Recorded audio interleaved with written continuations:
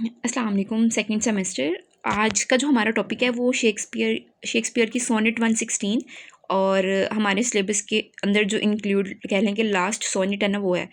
तो हम लोग इसको भी वैसे ही जैसे कल हम लोगों ने किया था shall I compare thee to a summer's day, वैसे ही इसकी लाइन टू लाइन एक्सप्लेनेशन, इसका इंट्रोडक्शन और इसकी क्रिटिकल अप्रिसिएशन जो है वो हम लोग देखेंगे। होपफुली आप लोगों को कल का लेक्चर भी समझ आया होगा और आज भी आप इसको थोड़ा सा केयरफुली लिसन करेंगे ताकि आपको समझ आ सके।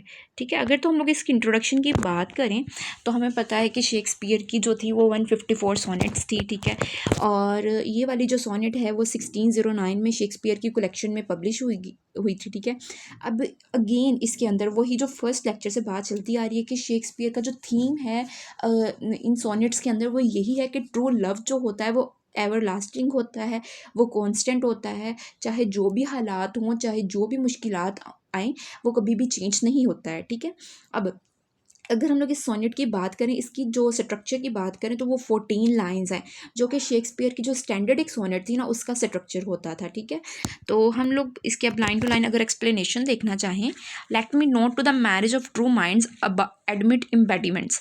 इम्पेडिमेंट्स में क्या कहता है, इसमें वही लाइन के जो ट्रूली कोई भी ट्रू लवर्स हैं उनके दरमियान कुछ भी नहीं आना चाहिए। Basically marriage of true minds का मतलब आपको पता है ना, मैरिज बहुत स्ट्रॉन्ग कनेक्शन समझा जाता है सभी कल्चर्स में। चाहे वो पाकिस्तानी कल्चर में तो सबसे ज़्यादा इसको एडमायर किया जाता है कि मैरिज हो। ठीक है, उसके अलावा यूरोपियन कल्चर्स में तो marriage is a very strong कह लें कि कनेक्शन। और इसके अलावा यहाँ पर मैरिज ऑफ ट्रू माइंड्स का मतलब है कि दो लोग ऐसे जिनका आपस में दिमाग मिल गया है तो उनके आपस में मैरिज ही हो गई है। तो इसका मतलब ये क्या है कि एक डीप इमोशनल कनेक्शन को शो करवा रहा है। ठीक, वो कह रहा है कि वो कोई भी जो टू लवर्स हैं उनके दरमियान कोई भी चीज़ नहीं आनी चाहिए। अब इसको आगे कहते हैं, लव इज़ नॉट लव, वो प्यार कभी प्यार नहीं होता, विच आल्टर्स जो कि बदल जाता है व्हेन इट्स आल्टरेशन फाइंड, मतलब कि जब हालात बदलते हैं। और bends with the narrow remover to remove. और अगर कहता है अगर तो ऐसा हो गया कि with the passage of time life में डिफ़िकल्टीज आई और उस बंदे का लव जो था वो आपके लिए चेंज हो गया, तो that was not basically true love. ठीक है, तो love does not alter with the passage of time, even difficulties भी उसमें आ जाएं। ठीक है, इस इन लाइन्स का ये मतलब। Or no, it's an ever fixed mark that looks on tempest and is never shaken. जिस तरह कल वाली पोएम में भी उसने ना स्ट्रॉन्ग विंड का कहा था कि जो स्ट्रॉन्ग विंड होती है वो सोनेट 18 के अंदर वो बर्ड्स ऑफ मई को डिस्ट्रॉय कर देती है।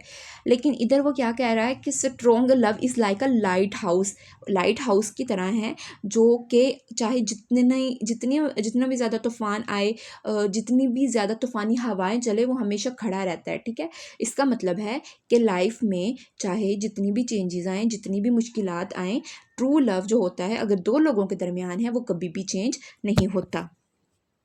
It's the star to every wandering bark whose words unknown although his height to be shaken. अब यहाँ पर क्या किया है उसने, ये शिप पर जब लोग जाते हैं ना तो वो एक गाइडिंग स्टार होता था जो कि इनको गाइड करता था सीधे रास्ते की तरफ। तो इसी तरह वो कहता है कि love in the life is like that guiding star, जो कि आपको अपनी सारी ज़िंदगी के अंदर गाइड करता है कि आपने क्या करना है। ट्रू लव, यहाँ पर लव की नहीं ट्रू लव की वो बात करता है। ये बात आप लोगों ने अपने जहन में लाजमी रखनी है बच्चों।